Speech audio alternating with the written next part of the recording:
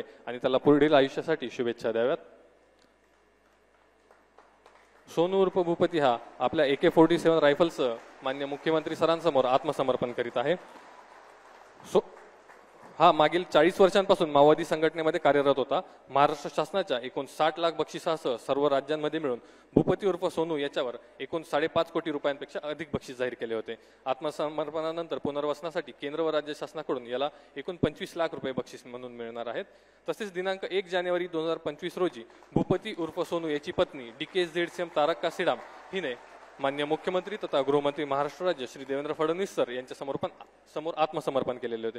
माननीय मुख्यमंत्री तथा गृहमंत्री महाराष्ट्र राज्य श्री देवेंद्र फडणवीस सर यांच्या प्रयत्नांमुळेच इतक्या मोठ्या प्रमाणावर मार्ग भरकटलेले माओवादी सदस्य आत्मसमर्पण करून ते लोकशाहीच्या मुख्य प्रवाहामध्ये सामील होत आहेत व त्यांचे जीवन सुखकर होत आहे। याबद्दल आजच्या या कार्यक्रम प्रसंगी सोनू उर्फ भूपती याची पत्नी तारक्का सीडाम यांच्याकडून माननीय मुख्यमंत्री सरांना पुष्पगुच्छ देऊन त्यांचे आभार व्यक्त केले जात आहेत।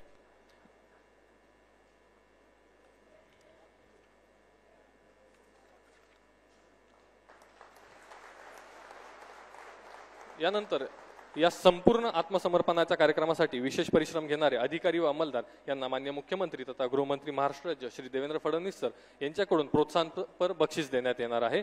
मी माननीय सरांना विनंती करतो की सरांनी आपल्या हस्ते या बक्षिसाचे वितरण करावे। यासाठी मी आमंत्रित करतो पोलीस अधीक्षक गडचिरोली श्री निलोत्पल सर, अपर पोलीस अधीक्षक अभियान श्री रमेश सर, विशेष अभियान पथक प्राणहिताचे प्रभारी अधिकारी